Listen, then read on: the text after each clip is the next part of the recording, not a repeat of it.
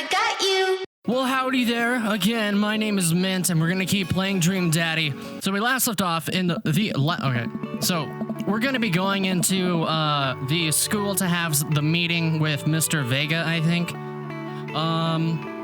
Last episode we ended up having a lovely time with the good, rugged Robert, who was gracious enough to welcome me into the neighborhood, if you get what I mean.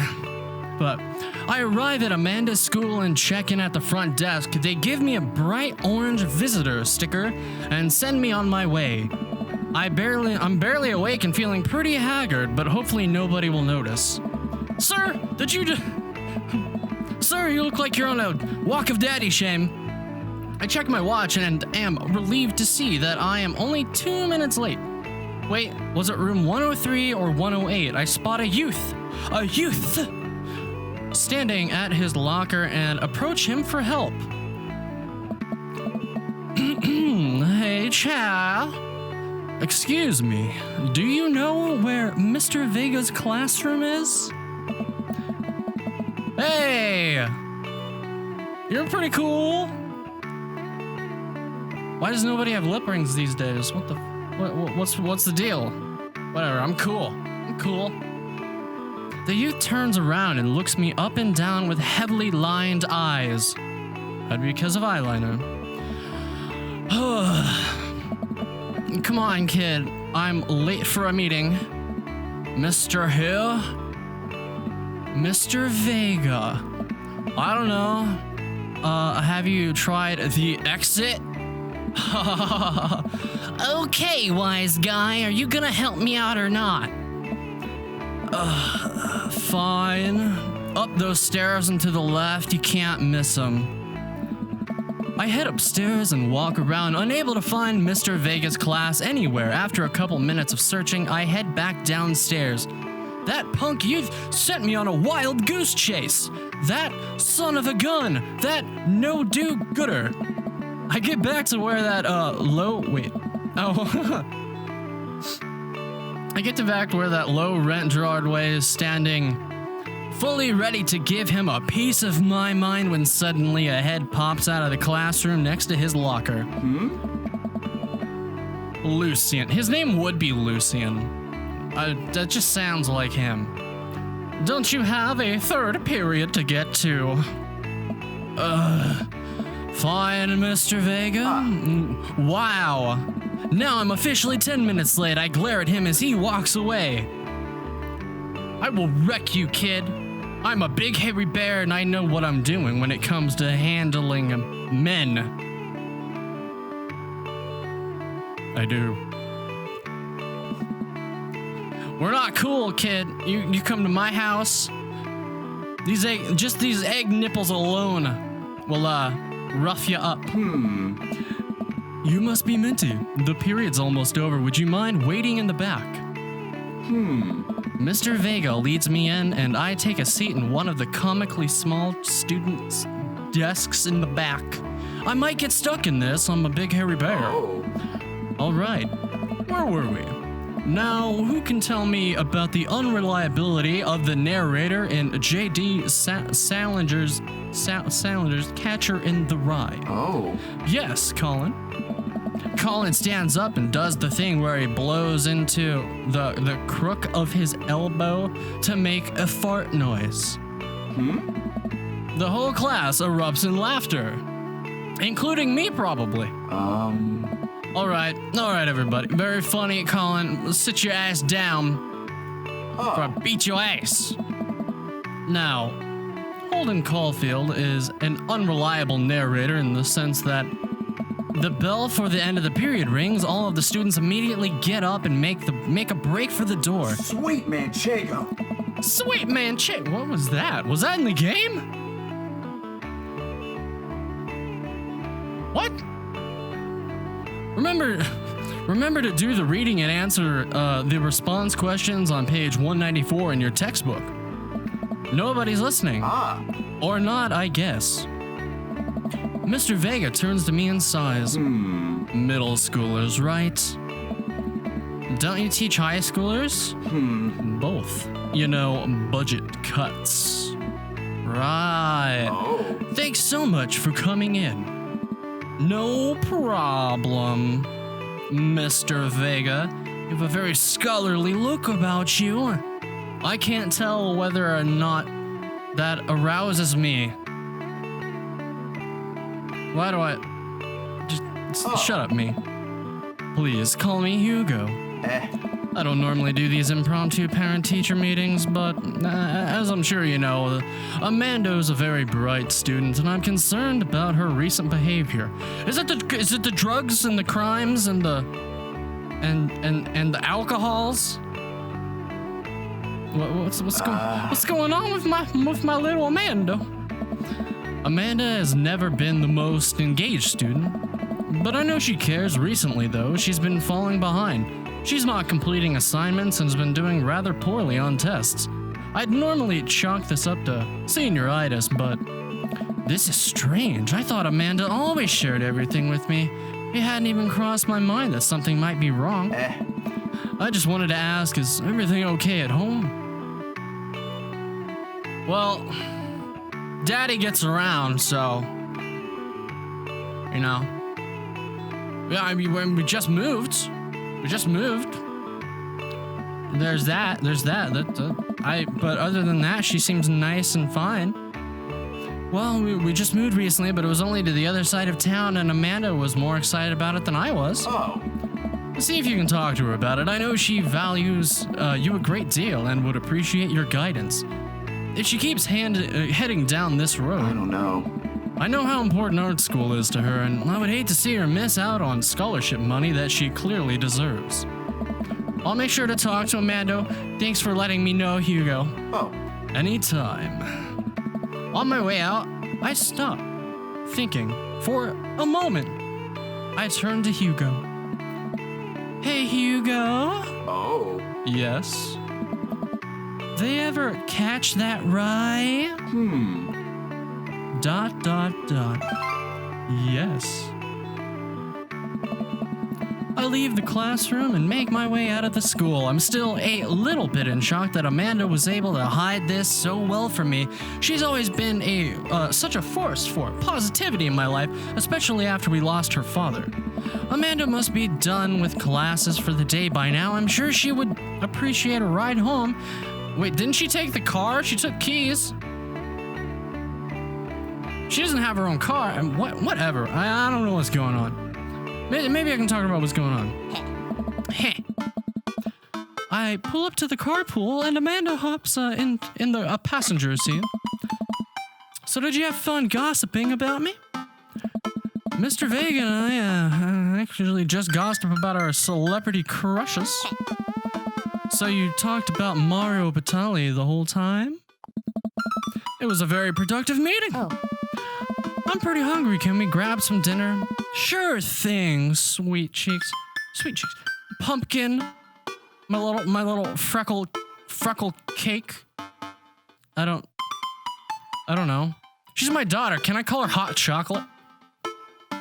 Or is that out of bounds? I don't really know. I mean, well, I'm gonna shut up. I'm not, but you know. We can make something at home. Let's go to the mall food court. Oh boy, what twists and turns will this set forth on my path of banging daddies? I have no... let's just go to the mall food court. Let's be social. Does that sound good to you, my sweet? Yeah, sure. Why the mall? Jeez, can't a dad take his daughter to the mall? Will you buy me things? I will buy you a thing. Singular. Sounds like a deal to me. We drive in silence for a short while. Amanda plays a game on her phone. I should say something. Yes, you should. You know, sometimes when a kid gets older, they find that they have to keep things hidden from their parents, and that's okay, because sometimes that's what kids do, and that's okay. But also sometimes, you see, it's sometimes good to have the parents' perspective, because you know maybe the parents have also dealt with similar situations. And maybe they're a little cooler than you give them credit for. Anyway, what I'm trying to say is it's good to share. Love you. Have you been reading my tweets? You have a Twitter? What? No, never mind. What? Why? What? Look, just shut up, Amanda. Look, sweetie. Mr. Vega said you hadn't been participating in class and that you're not turning things in. Oh, I'm fine, Pop. Senioritis and all that. I thought you liked Mr. Vega's class. It's fine. He's fine. Everything's fine, Dad. Keep your eyes on the road. We pull up to a stoplight and I eye Amanda. She's still texting. I want you to know that you can talk to me about anything. Anything at all. She's getting annoyed, but you know what? She can just deal with it. I can tell that whatever it is, she doesn't want me knowing about it, and that's frustrating. Yes.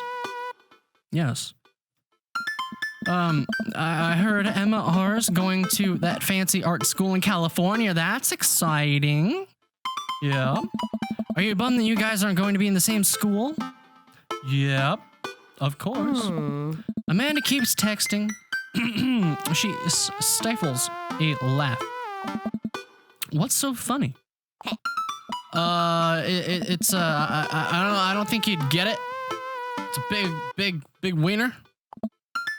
Okay. That's who you texting? Noah. Hold the phone. Who the hell is Noah?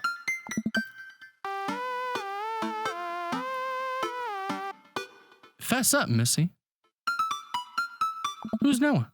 My friend. That's what they all say, you know. My friend. Does he go to your school? Yeah. Do you like? Do you like Noah? Do you have a little bit of feelings for Noah? You know, just a little tingle in your heart and possibly in other regions when you think about Noah. Is that what's going on, Amanda? What? No, Dad, no. I can't believe you would, Dad. I mean, geez. Why would you make me do all these deflections and be super defensive? Gross. Sorry, just asking. Dad, he's just my friend. Guys and girls can be friends, Dad. He's my friend. Okay, Amanda. Chill the hell out. Get off the coke. Jeez. This is going well. Well, good talk. Love you, kiddo. She leans forward and turns up the radio. I guess the conversation is over. To the mall then. We're gonna find this Noah.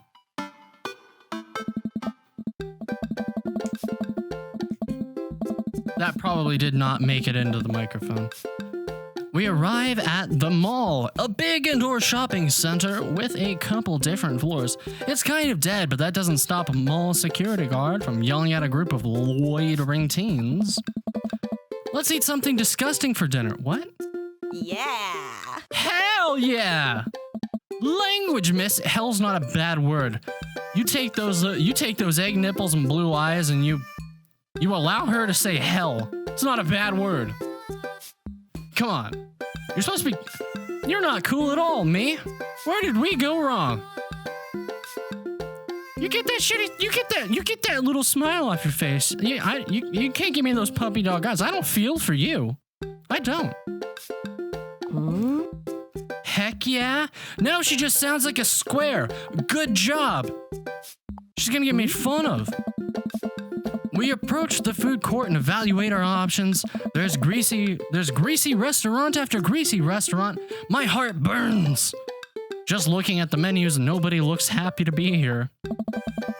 What are you in the mood for? Bread dipped in sugar? Bread with cheese on it? Or do you want me to inject some fat directly into your bloodstream? I want all three at the same time. Please. I extend my hand to her. Would you do me the honor of sharing some nachos? She takes my hand with a grin.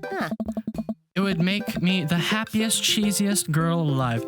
I love her. I like her. good things ahead of me. Aside from being fat and hairy and obviously switch sexual orientation, but she might be worth it.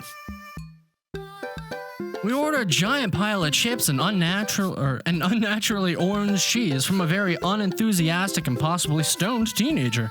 We take a seat at a rickety table and dig in. These are bad. These are very bad. But also strangely delicious. We have to eat through the pain. We enjoy the fluorescent cheesy goodness together until we're all out of nachos. So, something's been bothering me for a while. Can you explain memes to me?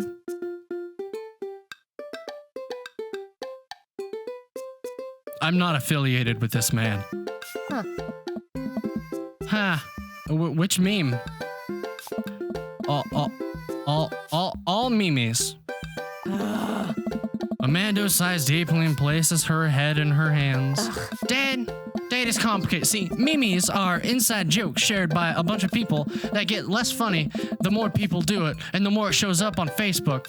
So the problem is that by the time a meme gets to you, Dad, all us youths have already done the joke to death.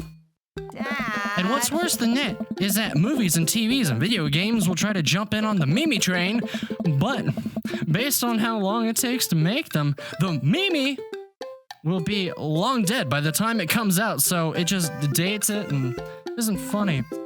Oh shit, what up? What? Oh. Dad, take it down a notch. Don't be so cool. Anyway, changing the subject. Where to now? How about you take me to Noah? I need to get to know this Noah. Want to go to that goth store? If you're talking about Hot Topic stopped being goth a long time ago. What? You know, the one that's all black and tries to establish itself as an anti-establishment despite being an exact representation of the establishment. I don't know what store you're talking about. You know, the one where you can buy chain wallets, and it's basically an assault on what people fought so hard against in the punk and hardcore movements of the 70s and 80s. Dude, you gotta be more specific. That's like all of them. The one you threw up in that one time. Oh, that one. All right. Yeah, looks like one. It looks like one. Amanda runs into the store with me trailing behind her. She makes a beeline for the back. All right. That's where the good stuff is. There it is. You can still see the outline, kinda. Oh. So proud? No. Speech. Amando. Speech. All right, I will do it if you stop chanting, child. Amanda stops immediately. I clear my throat. Thank you all for joining us here today to commemorate an historic moment that would forever shape history. On a day very much like today, some 5 years ago, our very own Amanda Ann Bear had too much blue raspberry slushy on an outing to the mall. After begging her father to take her to Dead Goth and Beyond to buy rainbow suspenders, she proceeded to throw up all over the display of My Chemical Romance merchandise. Her loving father then had to pay for said merchandise, which to this day remains among our possessions. Thank you. Amanda is moved. She begins clapping, slow at first and then faster and more vigorously. Several other patrons turn their head. One of them also starts clapping. I bow my head. They're just like, trends? I follow the trends! I'll clap too! Oh, hey, chain wallets. While Amanda buries herself looking at band t-shirts, I try to find something of interest to myself. Not much for a dad to look at in Dead Goth and Beyond.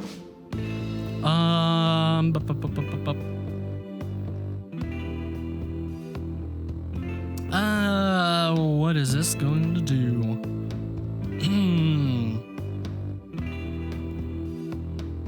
I guess we'll look at the ironic mugs. I am suddenly stricken by existential fear. If there is only one number one dad, then why are there so many mugs here that say that? Don't buy into the lie. It's a conspiracy. This whole time I thought I was the only one. If I'm not number one, where do I place on the global dad ranking charts? I have work to do. Look, this is very important to me in a mysterious voice. Oh, is it a vampire? Well, I overhear a stifled argument. Over at the cash register, an older gentleman is carrying a garment and showing it to a bored-looking cashier with pink hair.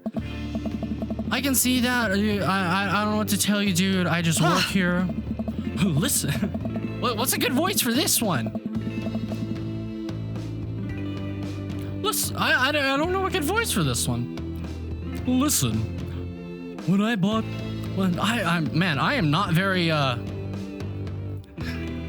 all my voices are more or less the same.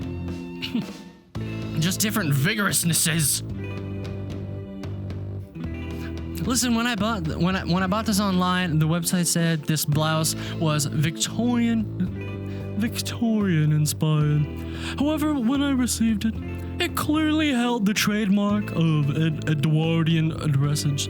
I don't even know what that is. Do you want a coupon? I can give you a coupon. Will you leave if I give you a coupon? Is there a manager present? People have to know what they're buying. I am the manager. I see. Well, it would seem that I have outstayed my welcome. Good day, shopkeep. Your superiors will receive a strongly worded letter by post. Because I live in forever ago. Whatever, dude. Just leave. The man whirls around and storms out, his literal coattails trailing behind him. I can't tell if they are Victorian inspired or Edwardian in nature. Amanda trots up to me with a t-shirt in her hand. Oh boy, here it comes. And you're gonna have to find out the thrilling conclusion in the next episode. I'm gonna cut this right here because we're running over on time. I hope you enjoyed this episode. I'm doing this all wrong and out of order. I want to thank you for watching. If you enjoyed this episode, please remember to leave a like, comment, subscribe, follow me on Twitter, look at my nudes. I don't have any. You have an excellent rest of your day, and I'll see you in the next one. Toodaloo!